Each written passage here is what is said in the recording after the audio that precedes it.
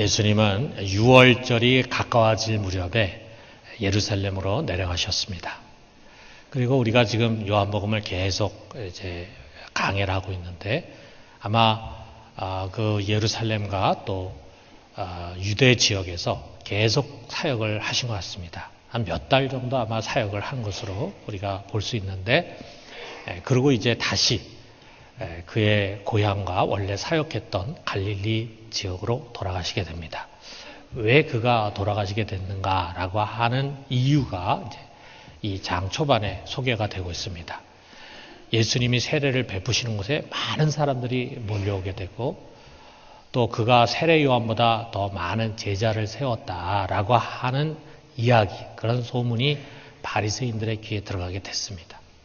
이 바리새인들이 이전에는 세례 요한에게 많은 사람들이 몰려드는 것을 보고 세례 요한을 공격하고 비방을 했는데, 이제 그 공격과 비방의 날이 예수님을 향하게 된 거예요. 예수님은 아직 자기 때가 이르지 않았기 때문에 이들과 부딪히려고 하지 않고 그냥 이들을 피하셨습니다. 그래서 이제 멀리 갈릴리로의 여정에 올랐어요. 우리 유대에서 갈릴리로 가려면, 유대는 저 남쪽에 있고 갈릴리 저 북쪽에 있는데, 우리가 지도에서 보는 그대로 반드시 사마리아를 통과해야 합니다. 그런데 대부분 유대인들이 이 사마리아를 통과해서 갈릴리로 가거나 또는 남쪽 유다로 내려오질 않고 그 옆에 베레아라든지 또는 데가볼리라고 하는 지역으로 한참 돌아서 다녔어요. 왜 그런가? 그들은 사마리아인과 상종하기를 원하지 않았습니다.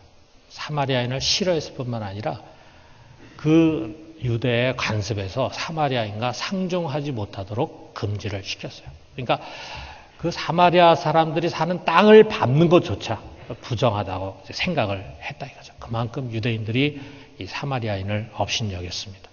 왜 그렇게 됐는가? 우리가 이제 역사적인 배경을 보면은요, 구약에 여러분 이 사마리아와 갈릴리 땅은 구약에서 북이스라엘에 속한 땅들입니다. 그런데 이 북이스라엘이 이제 아수르에게 멸망을 당했잖아요.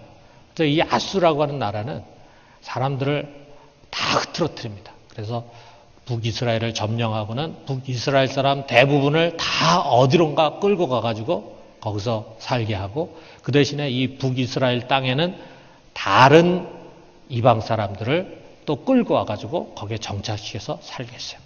자, 그래서 어느 지역에 살던 사람들인지는 모르지만 이 이스라엘에 와서 살게 된 그 사람들이 거기에 남아있는 이스라엘 사람들과 같이 시간이 지나가면서 혼혈이 되겠죠. 또 자기들이 원래 갖고 있는 종교가 있습니다. 그 종교를 버리고 이곳에 와서 여호와 신앙을 받아들인 것이 아니라 자기들의 신앙도 갖고 있으면서 여호와 신앙도 받아들이다 보니까 자연히 이제 혼합 종교가 되고 만 거죠. 그러니까 자연히 혈통을 중시하고 율법을 철저하게 지키려고 하는 유대인들로부터 멸시를 받을 수밖에 없었던 겁니다. 그래서 바벨론 포로로 이제 유대인의 남유다도 바벨론에 망해가지고 끌려갔다가 이제 70년 만에 돌아오게 되고, 이후로 계속 와가지고 성전도 재건하고 성벽도 재건하는 가운데 이미 그곳에 살고 있던 사마리아 사람들이 좀 같이 교계하고 같이 성전도 짓고 이렇게 하고 싶었지만 유대인들은 단호히 NO 하고 그들을 거절했습니다. 그리고 이 유대라고 하는 나라가 나중에 마카베 전쟁에서 승리해가지고 자기 나라 세워가지고 하스모니안 왕가를 세웠는데, 그 하스모니안 왕가의 히르카누스라고 하는 왕이 BC 108년에 이 사마리아로 침공에 들어가가지고 거기에 그리심 산에 있는 성전을 파괴를 해버렸습니다. 그래서 그 일 사건 이후에 이 유대인과 사마리아인은 더욱더 사이가 나빠지고 원수처럼 되고 말았어요. 자, 그렇다고 해서 이 사마리안 사람들이 완전히 이방은 아닙니다. 그들 나름대로 신앙에 대한 자긍심을 갖고 있었어요. 자, 우리 이 성경에서도 자세히 나타납니다. 우리 5절에 보니까 사마리아에 있는 수가라 하는 동네에 이르시니 야곱이 그 아들 요셉에게 준 땅이 가깝고 그랬어요. 자, 여기 수가라고 하는 동네에 대해서 표현하는데 뭐라 그러냐면 야곱이 그 아들 요셉에게 준 땅. 그래서 그 마을이 야곱과 연관이 돼 있다라고 하는 것을 다시 한번 상기시킵니다. 또 6절에 보니까 거기 또 야곱의 우물이 있더라 그랬어요. 진짜 야곱의 우물인지 아니면 전설이 그렇다라고 하는 건지 모르지만 그 사람도 그렇게 믿고 있었다. 이것은 야곱이 판 우물이고 그래서 야곱과 그의 자녀와 또 가축들이 먹였던 우물이고 우리 후손들에게 물려준 우물이다. 이렇게 굳게 믿고 있었다 이거죠. 또 이게 12절에 보니까 여자가 이런 말합니다. 우리 조상 야곱이 이 우물을 우리에게 주셨고 또 여기서 자기와 자기 아들들과 짐승이 다 마셨는데 당신은 야곱보다 더 크니까 당신이 야곱보다 더 큰 사람이냐. 자, 우리가 이런 표현을 봐서 사마리아인들은 이 야곱을 이스라엘을 자기들의 최고의 조상으로 믿음의 조상으로 여기면서 자신들이 그 야곱의 적자인 야곱이 적통을 이어가는 요셉의 땅에 사는 야곱의 정통 후손이라고 생각을 했어요. 아울러 이 사마리아에는 그리심산이라는 산이 있는데 우리가 구약에서 보면은 축복을 선포하는 땅이죠. 그 그리심산을 예배의 정통 처소로 생각했어요. 예배는 여기서 드려야 된다. 이렇게 생각을 하면서 여기 20절에 또 보니까 자기 조상들은 이 산에서 예배를 드렸다. 이렇게 이야기를 합니다. 자, 우리 여기 성경에 나와 있지 않지만 또 이 사마리아 사람들은요, 자기들의 성경이 있었어요. 이게 대단한 거죠. 그걸 우리가 뭐라고 부르냐면 사마리아 오경이라고 부릅니다. 성경 전체가 아니고 이 사람들은 성경 다른 것은 인정하지 않고 모세 오경과 같이 오경만 인정했어요. 그래서 그걸 사마리아 오경이라고 부르는데 아주 훌륭한 성경입니다. 그런 성경 갖고 있어요. 그러니까 이들은 자기들 나름의 혈통과 그 다음에 신앙에 대한 정통성의 자부심을 갖고 있었어요. 유대인들이 볼 때는 엉터리다 이렇게 얘기할지 모르지만 사마리아 사람들은 자기들 나름대로의 그것을 갖고 있었다고 해요. 자, 그러니까 유대인들만 사마리아인을 미워하고 업신여긴 것이 아니라 사마리아인들도 유대인을 미워하고 업신여겼어요. 자, 그러다 보니까 우리 아까 지도에서 본 것처럼 참 가까이 있는 나라임에도 불구하고 유대 가운데 샌드위치까지 끼어 있잖아요. 그러니까 사실은 유대가 갈릴리와 남쪽 유다 왔다 갔다 하다 보면은 사마리아가 친해질 수밖에 없는데 삥 둘러서까지 이렇게 가게 됐던 만큼 아주 사이가 나쁜 관계였다 이거죠. 자, 그런데 이런 상황에서 예수님은 다른 유대인들처럼 삥 돌아서 둘러서 돌아가지 않고 이 사마리아로 바로 통과를 하는 길을 택하셨습니다. 왜 그러셨을까? 예수님은 그것을 인정하지 않는 거야. 이 사마리아와 유대 사이에 이 콘크리트 장벽을 쌓은 이거는 하나님의 근본 뜻이 아니다. 이거는 그냥 사람들이 만든 규례에 불과하고 증오 감정이 만들어낸 것에 불과할 뿐이다. 라고 생각하신 거라 이거예요. 그것을 또 자기 제자들에게 가르쳐 주시는 겁니다. 그 제자들, 같이 간 제자들 중에서는 만약에 혼자 가라 그랬으면 삥 돌아갔을 제자들이 많죠. 그런데 예수님이 바로 사마리아로 가시면서 사마리아 사람들과 교계를 하고 친분을 갖고 우리가 이제 이 4장 뒷부분을 보면은 거기에 있는 동네 사람들 모아가지고 주님이 이제 부흥 집회도 며칠 동안 하신다. 그런 가운데 서로 먹고 마시고 교제하고 그것을 또 제자들이 배우지 않았겠어요? 자, 여러분, 예수님 분명히 유대인으로 오셨습니다. 그러나 유대인이라고 하는 범주에 갇힌 분이 아니었어요. 예수님은 유대인의 주면서 동시에 사마리아인의 주인이시고 아울러 이방인의 주가 되시는 분입니다. 그분 앞에서는요, 누구도 차별이 있을 수가 없었어요. 여러분, 예수님이 꼭 사마리아인이나 이방인에게 뿐만 아니라 같은 유대인 그 사회 안에서도 이 차별이 있었습니다. 다시 말하면 그 사회에서 쫓겨난 사람도 있어요. 율법을 제대로 지킬 수 없기 때문에 세리라든지 창녀라든지 죄인들이 있었습니다. 그래서 유대 사회에서는요, 그런 사람들과 같이 교계하면 안 돼요. 그러면 부정타게 돼요. 그렇지만 예수님은 세리들과 함께 식사도 하시고 죄인들과 함께 뒹굴고 그들의 친구가 되신 거예요. 이게 이 바리새인들에게도 굉장히 기분 나쁘고 시험이 되는 일이었죠. 그러나 예수님 그렇게 하셨어요. 왜? 차별하는 그거는 너희들이 만든 법이다. 그것은 하나님의 근본 뜻에 맞는 것이 아니다. 라고 말씀하신 거죠. 자, 이런 예수님의 생각이 가장 잘 나타나고 있는 성경이 바울이 쓴 골로새서 3장 11절에 있는 말씀이에요. 자, 우리 같이 한번 읽어봅시다. 거기에는 헬라인이나 유대인이나 할레파나 무할레파나 야만인이나 수구디아인이나 종이나 자유인이 차별이 있을 수 없나니 오직 그리스도는 만유시오 만유 안에 계시니라. 여러분, 우리 예수님은 특정한 사람들 속에만 계신 분이 아니라 특정한 지역에만 계신 분이 아니고 그분은 그리스도는 만유시다. 모든 우주가 그분의 것이고 그리고 그 모든 우주 안에 그분이 계시다. 이게 우리의 중요하시는 고백이잖아요. 왜 차별이 없느냐? 그 차별이 없는 이유는 그분은 만유시고 만유 안에 계신 분이라 이거죠.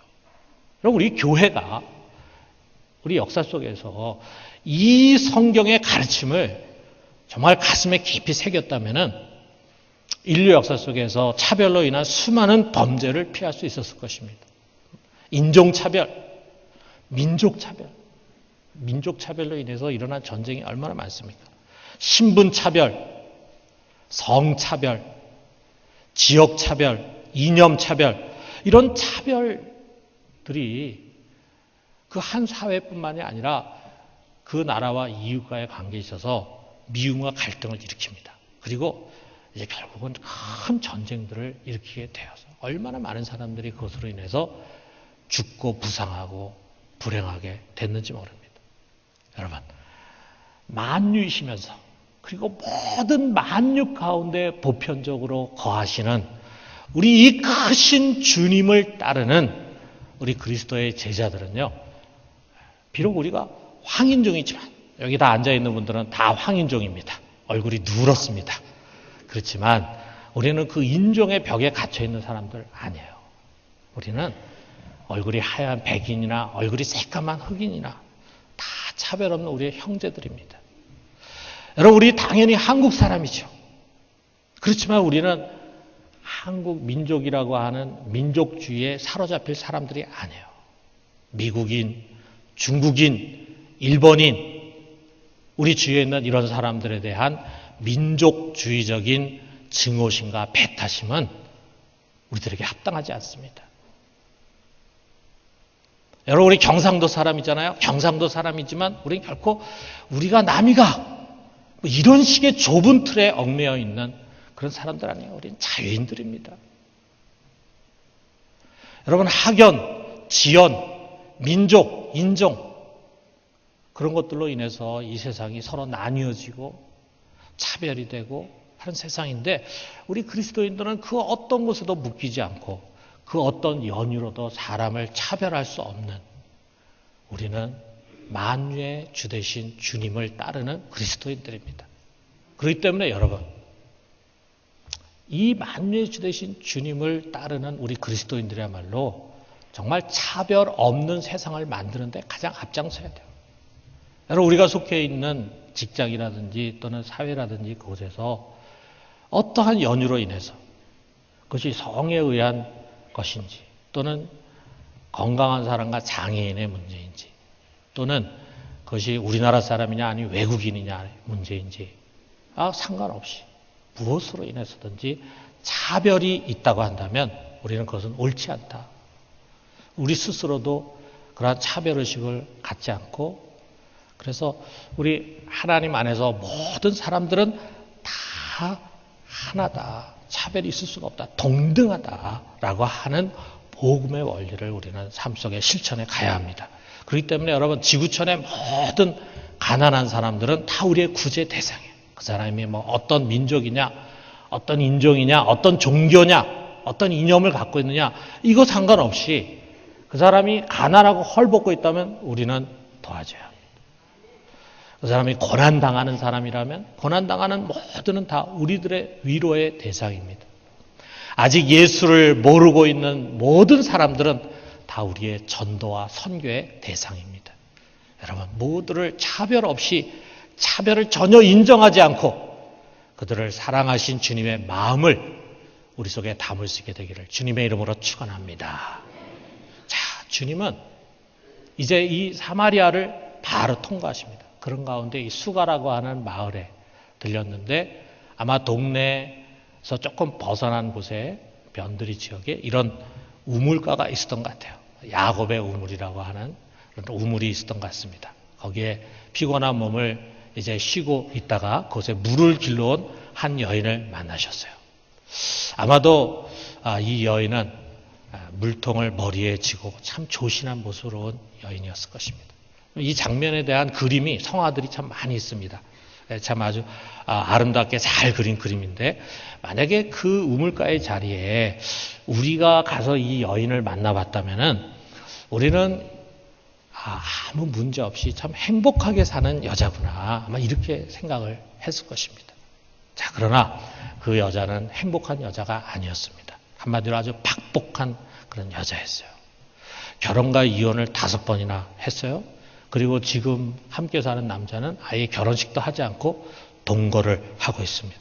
많은 사람들이 이 성경을 읽으면서 이 여자를 아주 성적으로 부도덕한 그런 여자다. 음란한 여자다. 이렇게 판단을 아마 하고 있을 것입니다. 실제로 그럴지도 몰라요. 우리가 정확하게 알 수 없죠. 그러나 그거보다는 참 기구한 운명의 여인이다라고 보는 것이 더 나을 것입니다. 그녀가 이 남자 저 남자를 그냥 사귀고 살고 이렇게 한 것이 아니라 그냥 이 여자는 5번 정식으로 결혼을 한 것입니다. 그리고 5번 또 이혼을 했죠. 그 5번 이혼한 가운데 사별이 있었을지도 모르죠. 자기 배우자가 갑자기 젊은 나이에 일찍 갔기 때문에 결국 과부가 돼서 또 결혼을 했을지 몰라요. 또는 일방적으로 이혼을 당했을지 모릅니다. 그 당시 고대 사회 남존여비다 보니까 그냥 남자들이 그냥 이혼 증서 써주고 쉽게 이혼하는 그런 시대였다. 아니면은 자기 책임이 있어서 이혼을 하게 됐을지도 몰라요. 하여간 고대 사회나 지금 우리가 살고 있는 사회에서 참 흔치 않는 인생 여정이다. 우리가 지금 살고 있는 우리 사회 주위에 5번 이혼한 그런 사람을 우리가 찾을 수 있겠습니까? 자, 그런데 여러분 우리가 이렇게 참 반복되는 과정에서 그녀의 몸과 마음은 많은 상처를 받았을 것이다. 우리가 어떤 남자를 알고 그리고 그 남자와 친해지고 가까워지고 그래서 이제 우리 결혼해야 되겠다 해가지고 결혼하고 그래 같이 가정을 이루고 살다가 헤어지고 자, 그런 가운데 그 마음에 얼마나 많은 지각 변동과 찢어짐을 겪고 또 얼마나 많은 눈물을 흘려야 했겠습니까? 한이 많은 여자라고 할 수 있겠죠. 동네 사람들이 얼마나 비웃었겠습니까? 그러한 동네 사람들의 눈초리 속에서 움츠리면서 살아야 했을 거예요. 지금 그녀는 물동이를 쥐고 물을 길기 위해서 나오고 있는데 시간이 몇 시냐면 성경에 보니까 6시라고 했어요. 6시는 우리 시간으로 하면은 낮 12시 정오를 가르칩니다. 그런데 팔레스틴은 이 시간 되면은 굉장히 덥습니다. 그래서 사람들이 이 더운 날 그 무거운 물동이를 쥐고 물을 길는 일을 하지 않아요. 대부분이 아침 저녁 서늘할 때 와서 물을 깃습니다. 그럼 물을 길어 우물가에 오면은 지금도 그러겠지만 우리나라도 그렇잖아요. 우물가나 물을 깃는 곳에 빨래터나 이런 데서는 되게 여자들이 모여가지고 교제하는 곳이잖아요. 가서 수다 떨고 그러면서 가서 또 이상한 소문도 막 만들어내고 막 이렇게 하는 곳이 우리 빨래터 우물가인데 그래서 사람들이 많이 웅성웅성거리고 같이 서로 즐기는 시간일 거라 이거예요. 그런데 그녀는 사람들이 아무도 없는 무더운 정오 시간에 물을 길러 옵니다. 왜 그러겠어요? 사람 피하는 거죠. 부끄러운 거죠. 자, 그런 여자였다 이거예요. 그런데 그런 여자를 주님은 지나치지 않으십니다. 그녀 역시 구원과 사랑의 대상이에요. 주님은 그녀에게 물을 달라고 요청하십니다. 그녀에게 접촉점을 가지고 이제 친근하게 접근을 하시는 거죠. 그러자 이 사마리아 여자가 놀라는 거죠. 왜냐하면 이제 예수님의 모습 보니까 그 옷을 통해서 이게 유다 사람이구나 하는 것을 알았는데 이런 사마리아 땅에 유다 사람이 와 있는 것도 이상하지만 그 사람이 자기 말을 거는 거예요. 유대인은 사마리아라고 상종을 안 하는데 의아해합니다. 그는 이 예수님을 그냥 평범한 한 유대 남자로 생각을 하고 있는 거죠. 그럴 때 예수님께서 이렇게 대답하십니다. 10절에 보니까 내가 만일 하나님의 선물과 또 내게 물 좀 달라는 이가 누구인 줄 알았더라면 네가 그에게 구하였을 것이요 그가 생수를 내게 주었으리라. 자, 그렇잖아요, 여러분. 만약에 그녀가 눈이 탁 열려져 가지고 이 자기 앞에 물을 달라고 하는 이분이 누군가 하는 것을 정말 알았더라면, 실제로 우리가 뒷부분에 보면은 그가 그리스도라고 하는 것을 깨닫고 난 다음에 그녀의 행동이 어떻게 됩니까? 물동이 다 내던져 버리고 마을로 뛰어 들어가 가지고 사람들에게 그리스도를 만났다 막 소리를 지르고 사람들을 막 모아가지고 오잖아요. 만약에 그녀가 정말 눈이 띄어져서 그가 그리스도라고 하는 사실을 알고, 아니 그가 그들이 평범하게 생각하는 그리스도 정도가 아니라 정말 로고스 하나님, 인간과 모든 만물을 친히 창조하신 그 하나님이 육신으로 오신 그분이라고 하는 사실을 알았다면 어떻게 하겠어요, 여러분? 이렇게 무덤덤하게, 이렇게 냉정하게 이야기할 수 있겠습니까? 아마 그 앞에 무릎을 꿇고 그를 붙들고 자기의 어려운 사정을 이야기하고 자기 인생, 이 꼬인 인생 좀 도와달라고 아마 간청하지 않았겠어요? 많은 사람들이 예수를 믿는다고 생각합니다. 그리고 교회를 다녀요. 예배를 드리는데 사실은 예수가 누군지를 잘 모르는 사람들이 많습니다. 정말 그분이 얼마나 크신 분이냐 이거예요. 그걸 우리가 안다면 자기에게 찾아온 인생의 문제를 자기 혼자 안고 혼자 고민하고 혼자 괴로워하고 혼자 낙심할 수 있겠어요? 교회를 다닌다고 하면서 믿음이 있다고 하면서 그럴 수가 있습니까? 여러분, 우리가 기도하지 않는 것은 기도할 줄을 몰라서 기도하지 않는 게 아닙니다. 예수를 모르기 때문에 기도하지 않는 거예요. 여러분, 예수님, 우리가 믿는 예수님 얼마나 크신 분입니까? 한마디로 그분은 여러분과 저의 인생의 가장 중요한 열쇠를 손에 쥐고 계세요. 여러분, 우리가 살아가면서 종종 왜 이렇게 막혀 있을까? 왜 이렇게 닫혀 있을까 생각하잖아요.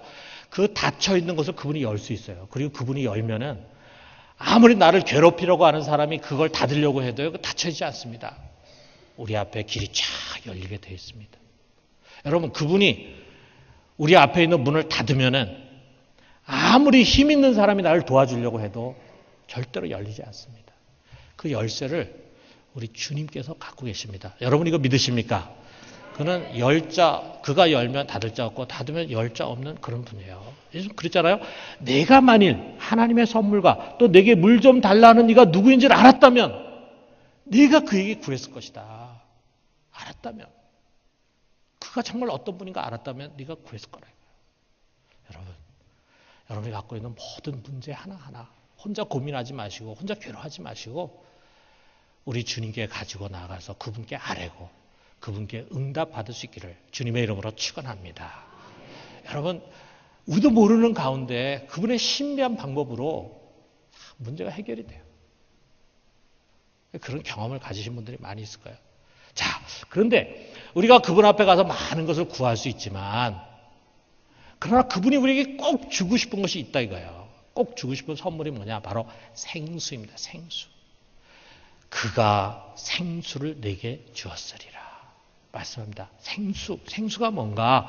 자, 니고데모가 예수님이 너는 거듭나야 된다라고 이야기했을 때 거듭나는 게 뭔지를 몰랐죠. 그런 것처럼 여기 있는 그녀도 생수의 의미가 뭔가를 깨닫지 못합니다. 그래서 예수님이 생수를 너에게 주었으리라 라고 얘기하니까, 아니 이 물이 얼마나 깊은데 당신은 지금 그릇도 하나 없으면서 어떻게 이 물을 기어가지고 나한테 준다고 하는 얘기입니까? 이제 이렇게 이야기하잖아요. 자, 그녀는 이 생수라고 하는 말을 그냥 가란 목을 축여주는 시원한 물 정도로 생각을 했다 이거예요.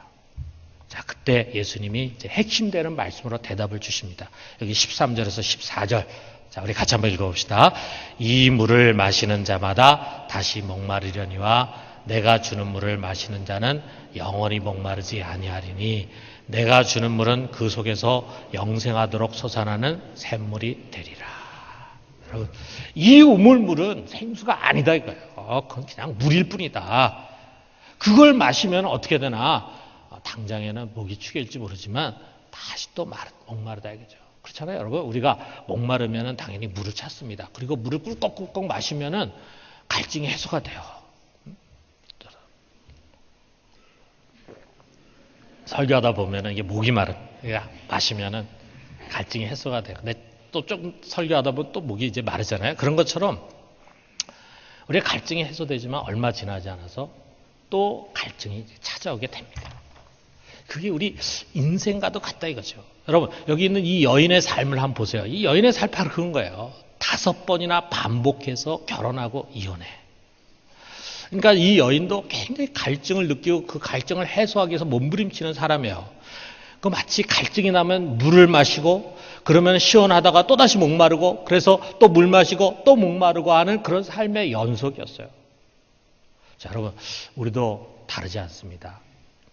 우리가 살아온 인생길을 되돌아보면은 먼 인생뿐만이 아니라 지난주에 있었던 일을 우리가 생각해도요, 이런 일의 반복이에요. 우리에겐 끊임없이 다양한 필요와 욕구가 찾아옵니다. 그럴 때마다 어떻게든지 그걸 좀 체험받고 싶어. 그래서 그걸 채워주면은 만족을 느끼게 돼요. 배가 고플 때는 당연히 먹을 걸 찾죠. 그 먹을 걸 잔뜩 배불리 먹으면 포만감을 갖게 돼요. 허름한 집보다는 좀 더 좋은 집에 살고 싶죠. 그래서 저기 계속 우뚝우뚝 올라가는 새로운 아파트를 보면서 나도 저런 데 분양받아가지고 살면 행복할 것 같다 하는 생각을 갖습니다. 좋은 대학에 들어가면 행복할 것 같고 좋은 직장을 갖고 싶은 거죠. 나도 좋은 짝을 만나가지고 그리고 결혼을 해가지고 그리고 아주 자녀들을 낳아서 행복한 가정을 이루고 싶어 합니다. 또 내가 키우는 애는 다른 애들보다 더 잘 키우고 싶어. 훌륭한 아이가 됐으면 좋겠어. 또 개업을 하는 사람은 그 사업에 성공하기를 원합니다. 자, 우리 모두가 좀 더 많은 것을 소유하고 싶어하고 더 높은 지위와 명예를 얻고 싶어하는 거죠. 이런 크고 작은 욕구와 필요를 만족시켜주기 위해서 우리는 열심히 뛰어다닙니다. 남편들은 아침 일찍 출근해가지고 밤늦게 돌아올 때까지 그 직장에서 모진 얘기 다 들어가면서 꾹 참고 목표를 가지고 살아가는 거예요. 집에서 부인은 남편이 벌어다주는 가지고 쪼개서 아끼고 저축해가지고 쓰면서 우리 좀 더 좋은 집으로 이사가야지 하는 목표를 가지고 그렇게 하는 거예요. 그렇게 해가지고 우리가 열심히 달려가가지고 그 목표를 달성하고 얻으면은 거기서 만족과 행복을 느낍니다. 그런데 문제가 뭡니까? 오래 가지를 않아요. 그게 오래 가지가 않습니다. 좋은 집에 들어가서 거기서 사는 거 모든 게 다 신기하고 자 어떻게 집에 이런 것까지 다 구비되어 있을까 이렇게 하면서 하는 것도 한 달이면 다 끝납니다. 여러분 좋은 차 사가지고 차 그 냄새 있잖아요. 차 냄새, 세차 냄새 그거 조금 맡을 때까지지 그 다음에는 그냥 다 소용없어져요. 차 안에 있으면 그게 벤츠인지 BMW인지 소나타인지 어떻게 합니까? 밖에 있는 사람들이 알게 되는 거지 차 안에 타면 다 똑같아. 자, 우리가 그렇게 그것을 처음 얻었을 때는 행복하고 만족스러웠는데 오래 안 갑니다. 우리는 또 다른 갈증을 느끼게 되는 거야.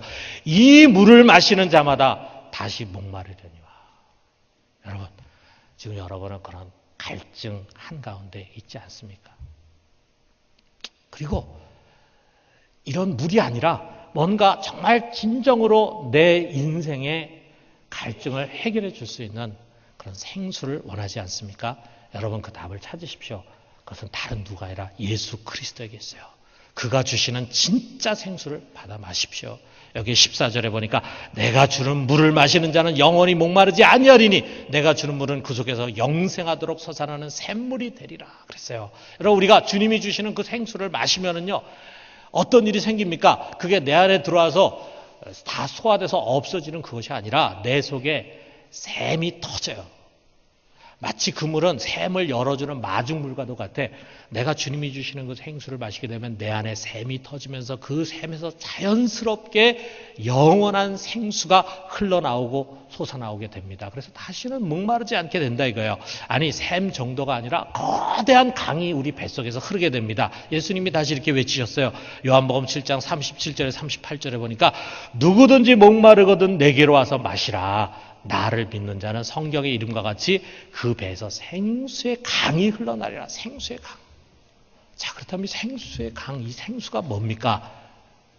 이것을 그 다음 절에 요한이 부연해 설명합니다. 39절에 보니까 이는 그를 믿는 자들이 받을 성령을 가리켜 말씀하신 것이라. 예수께서 아직 영광을 받지 않으셨으므로 성령이 아직 그들에게 계시지 아니하시더라. 그렇습니다. 그 생수가 뭐냐? 그 생수는 바로 성령입니다. 하나님의 영, 우리가 예수를 믿고 영접할 때 하나님이 그의 영을 우리의 육체 가운데 부어주십니다. 그리고 그 영이 우리 안에 오시면은요, 이제 우리가 무엇을 계획하고 우리가 무엇을 행하는 것이 아니라 우리 안에 오신 성령이 우리가 모르는 가운데 알아서 모든 것을 하나하나 이루어 가시는 거예요.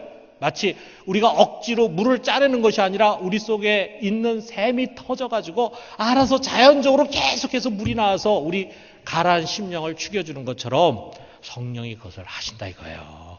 그래서 성령이 우리 안에 오시면 제일 먼저 하는 게 뭡니까? 우리들 옛사람을 죽고 새로운 사람으로 새로운 피조물로 거듭나게 해주십니다. 우리를 거듭나게. 그래서 거듭난 우리로 하여금 이제는 보이는 세상을 바라보는 것이 아니라 그 보이는 세상을 움직이시는 보이지 않는 하나님을 바라보게 하시는 거예요. 믿음으로 살게 하는 거예요. 그러면서 그 보이지 않는 하나님 전능하신 만왕의 왕이 누구냐? 바로 우리의 아빠, 아버지다라고 하는 것을 증언하시고 우리에게 가르쳐 주십니다.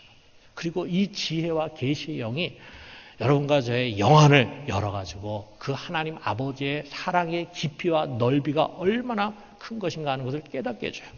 우리가 그 하나님 아버지의 사랑을 깨닫는 순간 여러분 우리 속에는 말로 닿을 수 없는 평강의 강이 흐르게 되고 기쁨의 샘이 솟아나게 됩니다. 성령이 그 일을 하시는 거예요. 그리고 그 성령은 우리 속에 와가지고 뭘 또 하냐면요, 우리를 위해서 끊임없이 쉬지 않고 단식하면서 기도를 해주십니다. 여러분과 나를 위해서 기도해 주시는 거예요. 그리고 우리가 기도할 수 있도록 우리를 도와주십니다.